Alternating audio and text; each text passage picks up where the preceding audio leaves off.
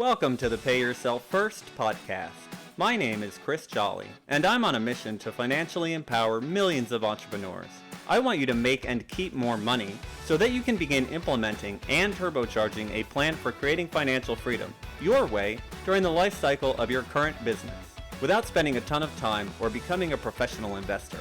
You see, most of the financial teachings out there are made for employees, not entrepreneurs. If you wouldn't listen to someone who doesn't have kids about parenting, why take business financial advice from someone without a business? Are you ready to break free of bad advice and follow the trail of other uncommon entrepreneurs so you can get from where you are now to the lifestyle you were aiming to create when you started your business? Then stick around. Here comes another episode of Pay Yourself First, where the only investment we offer is the one you make in yourself. All right, everybody, welcome back to the show. I'm really excited because today we have another great entrepreneur on. His name is Andrew Davis, and his business is called Pop Anime Collectibles. And he sells different comic books, cards, Pop Funkos, and other collectibles on eBay and Facebook Marketplace and other places. So welcome to the show, Andrew. How you doing today? I am doing great, and I'm super excited to be here. This is one of my favorite things to talk about is making money, running businesses, and a bunch of other stuff. So thank you for having me. Yeah, absolutely. And that's great because that is exactly what we talk about. That's what I love to talk about too. And that's why I've got the podcast. So thanks for taking some time out of your day today and joining me and our audience. I know we're going to have some great conversation because you seem really passionate about what you do. And so I want to just dive right in. Why don't you tell our audience a little bit about exactly what it is that you do, how you got started, and why you do it? Yeah, so I am quote unquote a nerd. So I've been into anime, I've been into comic books, and I've been corrupted when all this wasn't mainstream. Starting when I was like 6, 7 years old, I was watching cartoons, and then I've been just a lifelong fan of anime comics, and I was collecting all this stuff as a collector. And then what wound up happening in college is that I needed money for beer and for comic books for the next month, and I didn't have any money because I'm a broke college kid. So I went through my collection, and it turns out I bought a book for $20 about 5 years earlier, and it was selling for 120 bucks on eBay. So then I put it up on eBay for $110, took 10 bucks off. It sold out within a week. And I'm like, cool, I have beer money, and I have money now to not buy comics for the next month, but the next few months. And it was wonderful. And then when I ran out of money again, I did the exact same thing. Fast forward 6, 7 months of doing this, I then said, cool, why are these books selling? And then I started formulating a small business where I was just selling on eBay here and there, getting a little money, funding stuff. And then I started to really dive into it. And then I started to expand it dramatically. And then COVID happened. And to buy these things where I was buying from, they started doing live sales every single month. And then I got to buy a bunch of things a lot faster, more accessible. And then I just started ramping it up dramatic. And so that's how that story really started. But I've been selling on eBay a bunch of different things, but it wasn't until just recently I started to going down that route. And then I just spotted, I guess, a blue ocean where nobody was selling bad girl art comics and comic books that had run at 250 print runs or 100 print runs. And then I found out that all these people were not selling them because they're collectors. So when there's only 2 books of a type out on the market, they tend to go for a good amount of money. And so that's how I started in the very short story of all that. And I've been just going ever since. And then I expanded into Pop Funkos that also have exclusivity. And then I've expanded into cards that also have exclusivity. And yeah, I'm just adding more and more collectibles. And it's just been an amazing ride. So that's the short version of that story. Awesome. Now, for people who aren't aware, can you explain what a Pop Funko is? Yeah, so I'm going to try, everybody. I'm going to try. It's a little hard to explain what a Pop Funko is. A Pop Funko is in a cardboard box that is maybe 3.5 inches in the box, and they're usually licensed products. So they have a bunch of license for a bunch of different companies in anime, and the reason why Pop Funkos sometimes are valuable is because they are either produced in short print runs. So it's an action figure that's a little bit more cartoony is a way how to put it. And what wound up happening in the marketplace is that Hot Top got exclusives, Target got exclusives, and then all these cons got exclusives. And then they created variants, and there you go. It became this whole marketplace. And sometimes some of these things go for 5 to 10 grand a pop. And I've sold a bunch of Pop Funkos, or I haven't sold one for 5 grand, but I've sold a Pop Funko for 180 that I paid 15 for, which is an unbelievable rate of return. I mean, I don't know any other place that gives you a rate of return in 3 months like that. And so it's because they sell out really quickly and then people really want it and they're willing to spend real money because it's a collectible. And let's be realistic, people who are into anime and comics and anything that they like might spend real money because they want to complete their collection. I think I explained that the best I can. It's a weird thing to explain. It sounds like it makes sense to me, but if you're still confused out there, just go ahead and throw it in your search bar, and I'm sure your internet will tell you exactly what Pop Funkos are, and you can take a look at some of them. So for those, it sounds like it's just the limited availability and the exclusivity that really drives the price up. Is that right? Yeah, in a lot of ways, that's what a lot of Pop Funkos are. That's what a lot of comic book stuff is, at least the space I play in. So the space that I play in, more particularly with comics, because Pop Funkos, I'm slowly actually getting out of that space and I'm going more to baseball cards and comics because there really isn't a limit on baseball cards. There isn't a limit on comic books to a degree. Pop Funkos, I feel like the market is a lot stiffer and the competition is harder at the moment. But what it really goes down to is that it's how accessible is a point, exclusivity. Also, in comics, there's a bunch of different factors that determine a value. So, condition is king on anything in general. So, that's the first thing that determines the value of a comic book and a baseball card. The second is that how exclusive or rare it is. So, if you have a card that only has 99 of them in the world, that's going to fetch more money than a card that has 10,000. So, how many are out there? And then also with comic books, artists matter. So who did the art on the book, on the cover, or did the work inside the cover? Who's the writer in cards, and in particular baseball? It's the player. So an Aaron Judge card is going to obviously fetch more money than a brand new rookie who's in AAA in baseball because that AAA player at the moment hasn't proven himself yet. So in comics, it's the artist, the writer, also could be the character. It could be if that person died young. So there's a comic artist named Al Rio who unfortunately took his life and he didn't do a lot of work. So his early work fetches more money because when you pass away at 46, that's relatively young. And he would have had at least another 20, 30 years. So people want his work. So that adds a price to it. And then also what happened in the book. So right now it's the 30th anniversary of the death of Superman. So when Superman died, that was a key event. And so that also dictates price. Is that if a major event happened, or when Gwen Stacy was killed in Spider-Man back in the 70s, that is a sought after book because a major event happened. I don't really deal with events. I deal with cover art because again, it's just easier in the area that I focus on. And the people who want to buy cover art, I'll buy a book for 20 bucks and then I'll sell for 60, 80, sometimes $150. And the margins are just so much bigger that I would prefer not to spend my time researching key events and have to fight against all of the other people who are doing that in this space. And I find that less people are fighting over cover art and it's just less competitive. And that's what my business is set up as. That's awesome. It sounds like you really have latched on to that blue ocean idea. And for those of you out there, if you're not really familiar with what that is, there was a book written within the last 5 or 10 years, I believe, that explains it. It's basically when you're looking for a market for your business, you can go to the mainstream that where you do the same thing as everybody else, and then you have to try to compete on price and service and all of these things. Or you can go to an area of the market that nobody is serving, and then you have a wide open blue ocean in front of you. It's far less competition for you and more niched as well. Yeah, it's just I found a way where I found that there's less competition, which means there's more money.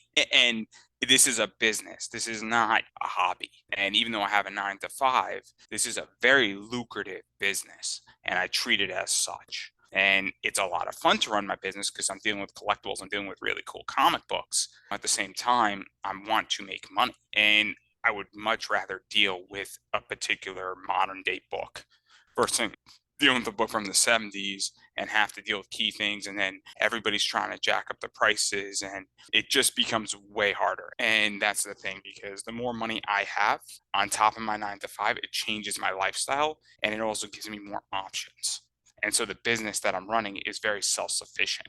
And that's what is so wonderful. And I just figured out how to do it. And right now I'm in a little bit of a turbulent time because I'm diversifying parts of my merchandise, but it's not that we're testing with 3 other companies beyond the particular company that I work with that is most of my merch. And whatever company I pick up is going to be maybe 10% new stuff. And I'm going to diversify my merch, but it's in the same vein. Very cool. Now let's talk about the money since you brought it up. You said that you made your first $100 selling a book that you had bought for 20. Where are you at now with the business? What kind of revenue did you do in 2022? And what's your revenue goal for 2023, if you don't mind sharing? Yeah, so I did about 19,000 in sales to about 20, around that number. I don't have the exact. And on profit, I did about 8 grand.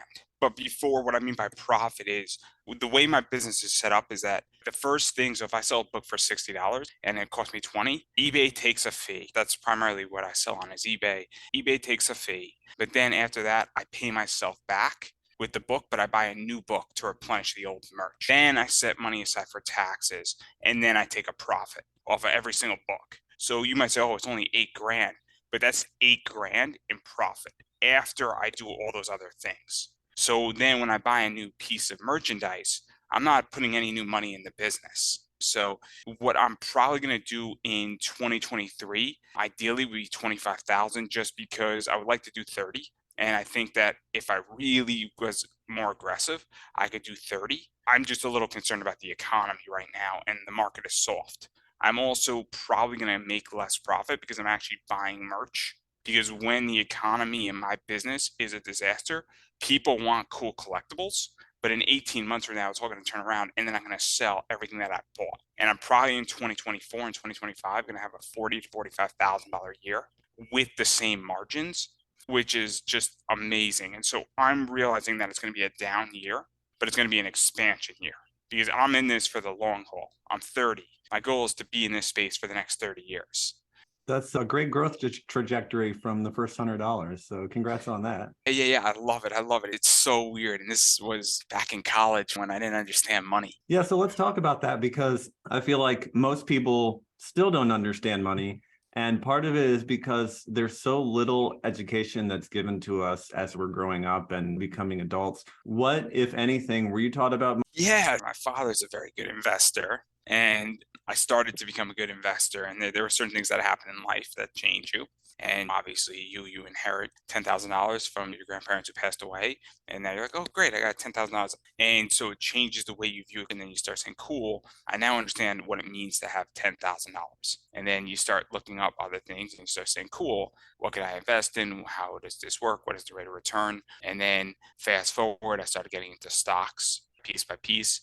I then started getting into some other things. And then I just started watching a lot of YouTube stuff. I started listening. I looked at what my dad was investing in. I have friends now who are into investing, and we obviously trade and have debates. And then you start reading books on this. And then I read Ray Dalio's book and I read Tony Robbins' book about money. And so that stuff really started to shape me on that. And then I came to become a dividend investor. So what I really love is I love dividends. I have a very nice diversified dividend portfolio where it's a mixture of blue chip stocks, good stocks, some high flyers, and then things that pay monthly because I love dividends and I love cash flow. And I actually put that into a drip. And so that's also, I just miraculously came across it. And I'm like, this kind of makes sense. And I like free cash flow because cash is king. And so that's how I guess I have evolved. And most of my eBay business and what I generate goes into the stock market or goes into corporate small business bonds, which also pay monthly principal and interest. I'm in the process in the next 2 months of building that where every month it's going to buy me 2 new bonds. And so I'm growing that side up, which becomes another asset class for me.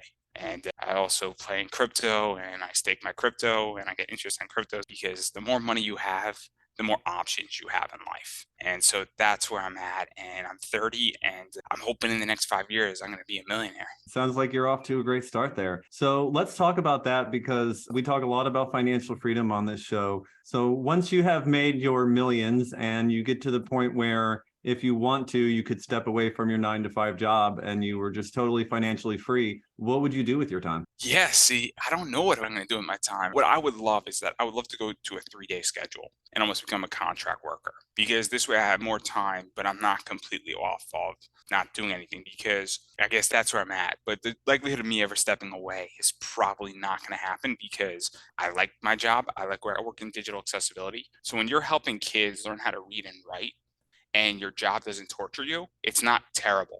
to go to your job. I run a podcast where I interview people in comics and pop culture, and I'm trying to turn it into a business. And so I would like to do more of that if I was completely financially free and I was having millions of dollars and I didn't have to worry about anything. I would like to do that more. But yeah, I haven't really thought about this. There is one thing I want to buy. When I get up to $3 million net worth, I'm going to go buy a Dodge Challenger Hellcat SRT because those cars are beasts and I want one and I love the way it looks. That's like the only thing I've thought about. That's it. I haven't thought about anything else for the most part. Fair enough. Now, it sounds like you at least mentally have a plan about what you do with your money when you make it. Do you actually follow a written financial plan, or it's just as money comes in, you decide what to invest it in, or how does that work for you? Oh yeah, I have a battle plan completely. My portfolio is based in just a bunch of different things and stocks. And also I have with my corporate bonds, there's a number that will produce me what I want. And so it's just getting to that number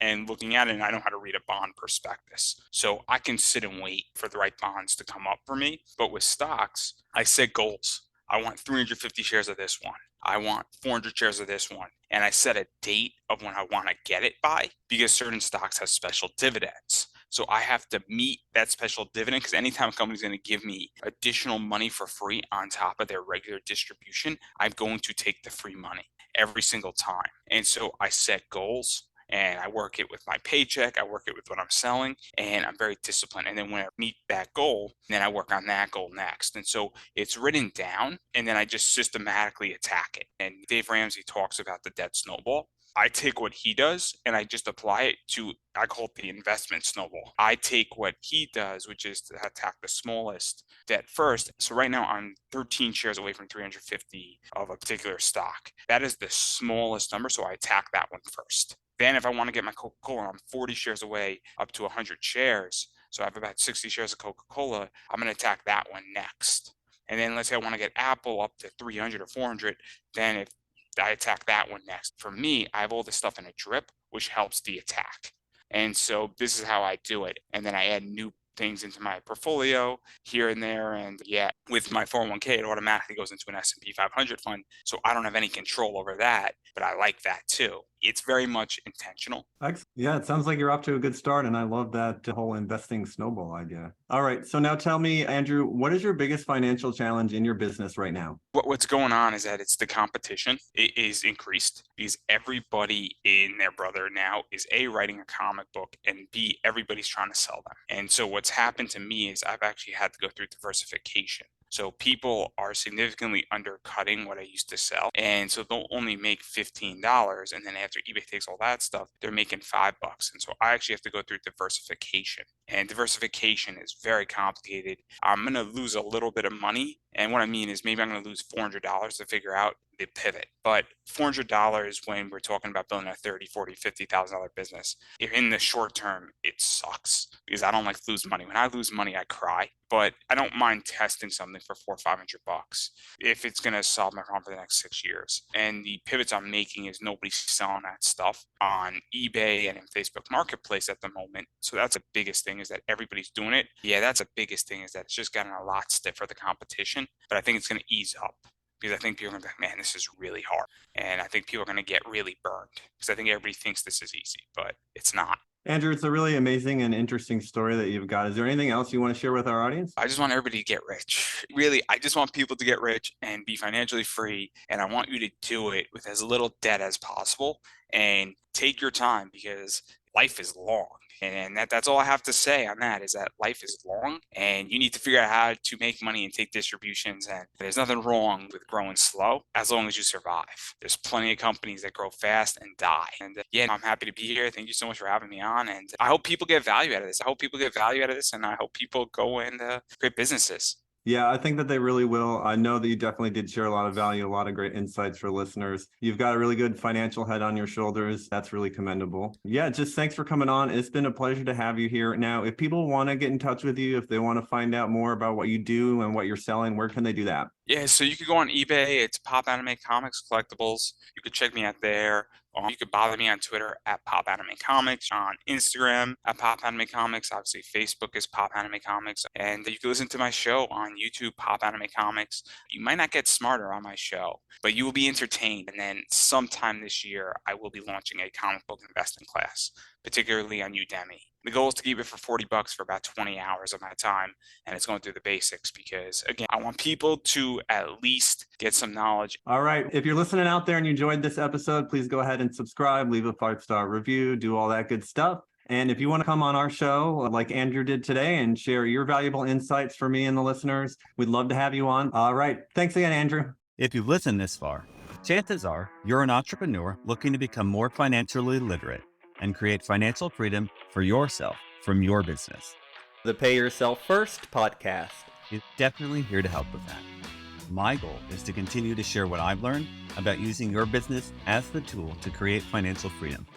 But let's face it, it would take me years to share with you everything you need to know via these episodes. Creating financial freedom is something that most people never even consider, let alone make a plan for or take action towards. It's something almost no one was taught anything about. Doing it as an entrepreneur is even more challenging, especially without support. So if you're ready to get clear on what financial freedom looks like for you, come up with an action plan, and get the support systems and accountability you need, I invite you to consider the Abundantly Infinite Entrepreneur. I created the program to help entrepreneurs just like you get a handle on their personal and business finances and start building confidently towards financial freedom. And it's how you can discover ways to take 10 years off your retirement, add an extra 5 or 6 figures to your portfolio, and finally get clear on what numbers you should be tracking in your business and why. Together, we'll gain clarity around your financial goals and what being financially free would actually look like for you. Then we'll put together a customized game plan to get you there and the accountability to see you through. And by the way, you're also going to get all the spreadsheets you need to run your numbers, lifetime access to the materials, including any updates, and entry into our members-only community. In addition to all the knowledge, coaching, community, and systems that you need to create financial freedom from your business, you'll also receive a free financial assessment, a retirement planning session, and guided meditation aimed at helping you embody the feeling of true financial freedom. So yeah, you can just listen to the free content on these podcasts to help you move towards becoming a financially free entrepreneur. And sure, you'll likely see some results, or you can make the decision to commit to learning, implementing, and embodying what you need to know to create the financially free life you dreamed of when you started your business journey. Click the link in the show notes to answer a quick questionnaire, and you'll be on your way to joining the Abundantly Infinite Entrepreneur.